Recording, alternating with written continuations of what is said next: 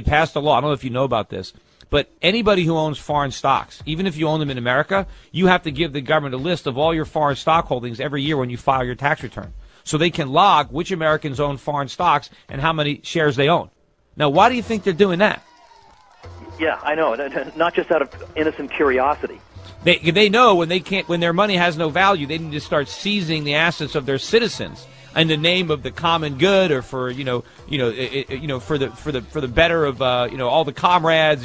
We need to do this, and that is something that's really, really scary. Well, at that point, this is why when people say to me, we can't have nullification because, gosh, wouldn't that just be chaotic if the states decided that they might not do this or that? I think the current situation is chaotic. Yeah. Anyway, hey, Tom, we're coming up to a break. You want to how to do what it wants to do one way or another. I don't need to worry about that. Do you want to stick protecting my own liberties? Tom, we got to take a break. You want to stick around to the next hour? I can stick around for a segment if you'll have me. All right, well, hang on. Okay. We got more Peter Schiff and Tom Woods coming up in the second hour of the Peter Schiff Show. And we are back, and I'm talking to Thomas Woods. Before I go back to Tom, just remind everybody that you can also listen to the Peter Schiff Show on the website at schiffradio.com, and you can sign up to be a premium member, listen to the archived versions of the shows, commercial-free, traffic-free, news-free. So if you don't have a lot of time, it's a good way to go. We almost had 20,000 listeners on the website yesterday. I think it was a record day. The traffic has been growing steadily. That's not bad for the third week of the show.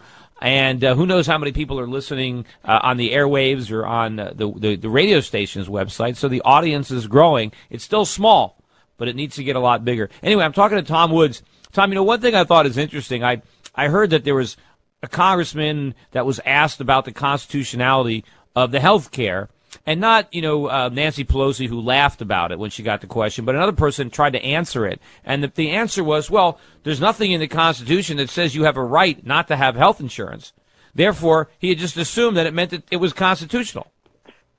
Yeah, so he's got it exactly wrong. The whole point of the Constitution, as everybody at the time said, was that they explicitly list all the federal government's powers, and the whole point of the Ninth Amendment is that if we haven't listed one of your rights, you are nevertheless presumed to have it. The federal government is not presumed to have a power unless it's listed, but we, the people, are presumed to have rights unless abridged or unless says something.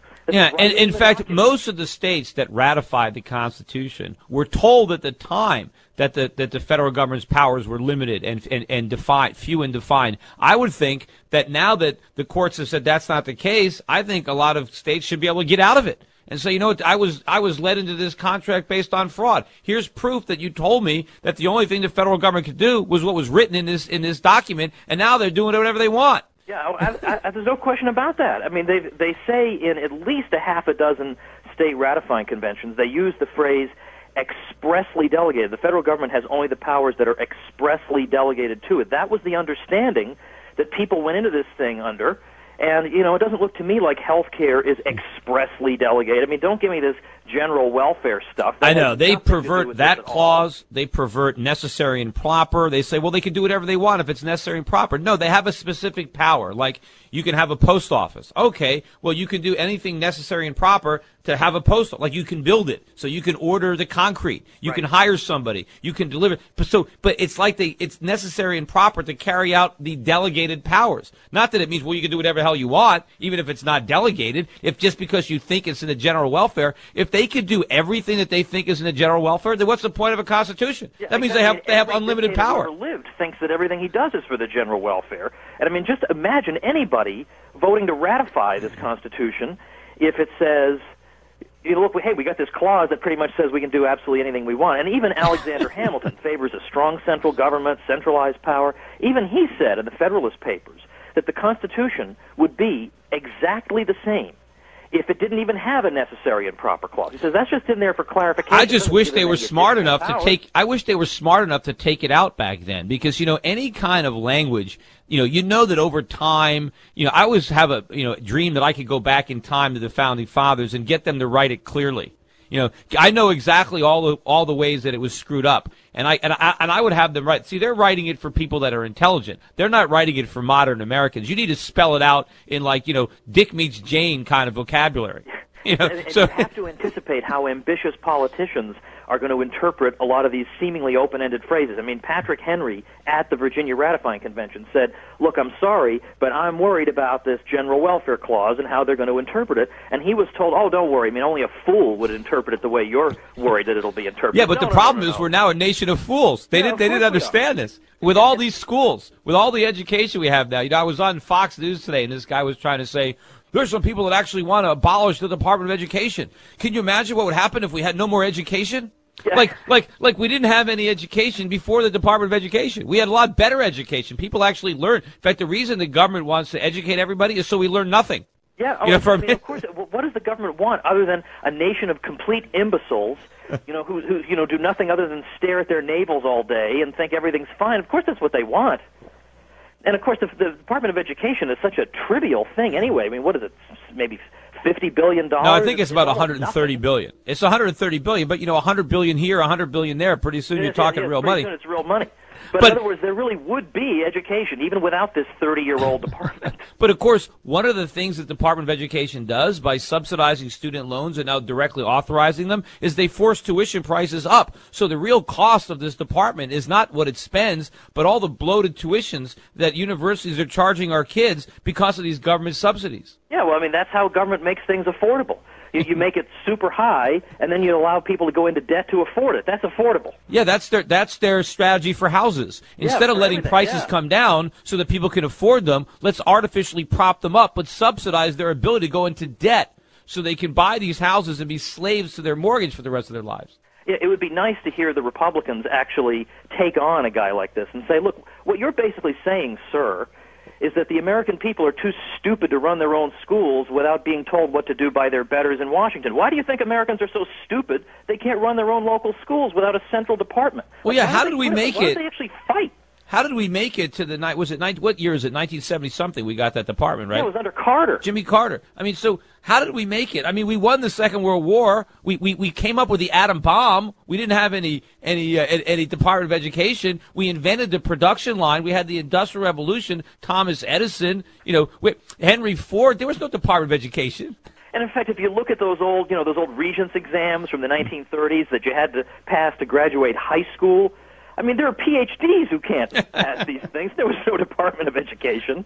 Oh, I know. A college degree now isn't even worth what a high school degree used to be. And I mentioned yesterday the problem with all these kids in college is there's so many kids now that are going to college that have no business being there. They're only there because government subsidies are there. If there weren't those subsidies, they couldn't go to college, and they do something that's more lucrative, like learn a trade. I mean, we don't have the skilled craftsmen and tradesmen because the people that would normally go into those occupations are stuck in these government schools running up debts, and then they graduate, they know nothing. Meanwhile, all the good tradesmen are coming in from out of the country. And it's even worse, I think. I mean, if you could stand there in a college classroom and really see the level of some of these kids, they don't belong in the parking lot of a college. They have no interest in anything you're saying up there, and I mean, none whatsoever. They're just a bunch of drones there because their parents are forcing them to be there, and they're hungover half the time. This is a fact. Any professor, even the leftist professors, will at least admit this much to you, that it frustrates them that the kids don't care, they have no business being there, and that's somehow the untouchable model for growing up. But then look at the quality of the professors. Look at these Harvard and Princeton and Yale professors who want more stimulus, that want quantitative easing, that think we need bigger deficits. I mean, the professors are that low. I mean, imagine the students. Yeah, exactly. And these are at the premier universities. The professor says that in the old days, the students used to show up with all these economic fallacies in their heads that he had to refute. He says, now I have to actually teach them the fallacies. That's how empty their heads are when they get here. Well, I would tell people they come when you go to get an economics degree, you come and the job is to knock all the common sense out of your head. Because a lot of economics is just intuitive, and they got to tell you to go against what seems intuitively obvious in favor of these ridiculous formulas that they got. Yeah, absolutely. And to me, one of the great things about the revival of Austrian economics is that you now have a lot of you encourage the natural, smart alecky aspect of the brighter kids, who then want to really give their professors grief and ask them about Austrian business cycles theory and stuff. So some of these professors are walking into their classrooms white as a ghost. Well, I said, Lawrence O'Donnell, I mentioned on the show yesterday, actually said on television that if we don't raise the debt ceiling, that the entire global economy is going to collapse into a depression. I heard that too. The pillar of the global economy is America going deeper into debt. We owe it to the world to go into debt. Without that debt, the whole economy is going to completely collapse. I don't know. I mean, is there a comment one can make on this? Have you read the book I wrote, the little one with my brother, How an Economy Grows and Why It Crashes? Yeah, I have. That's a book I really want to see get out there to the young people, into the colleges and universities and high schools for that matter, because that really puts it in very simple, straightforward terms that anybody can understand. And, you read that little book for 2 or 3 hours, and as far as I'm concerned, you got a PhD in economics. And even more importantly, you are inoculated against anything that anybody might say to you against it, because it is so commonsensical. Yeah, and this is just a little tale. I mean, they've got these textbooks that people have, these Keynesian textbooks that are, thick, you can't even read through them with all their complicated, calculus formulas with these charts and graphs and curves, and it's all a bunch of nonsense. Oh, yeah, and what's interesting, Peter, is that they did a study not long ago. How many people actually read the average article in the American Economic Review? The answer is 2.5.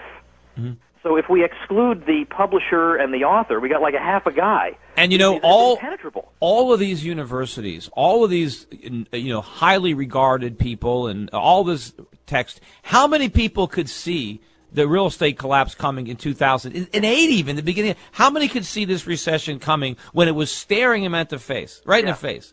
And, no, absolutely. Yeah, you're absolutely right. And it should have been obvious. It should have been obvious. I mean, I wrote in the book, in the little book, I said it's like a weatherman is staring at a Category 5 hurricane right off the coast of Florida, and he says, sunshine. And then we say, okay, let's keep this weatherman on. He's doing a great job. I mean, he's cool. These supposed economic experts are completely worthless. Yeah. They know nothing about economics. I linked to your book, by the way, on a resource page I made called LearnAustrianEconomics.com, and I list yours as one of just a handful of the intro. Obviously people have to read economics in one lesson, but basically just one of a handful of the intro texts that you ought to read to be an intelligent person. And it does, as you say, it doesn't take a lot of time or effort. And once it's in your head, it's hard to dislodge common sense. I just wish we can get this book to circulate around Capitol Hill. If we could get more people to read and understand before the actual whole book plays out and we're completely broke, because we are close to that. Exactly. We don't actually have to live out this book. No, we've lived out most of it. We just don't have to live out the last quarter of it, right, because we'll all be fishing without nets. That's the problem. Anyway, hey, Tom, I really loved having you as a guest. Appreciate it. And Nullification is the new book. So pick up a copy, and thanks, Tom, for coming on the Peter Schiff Show. My pleasure, Peter.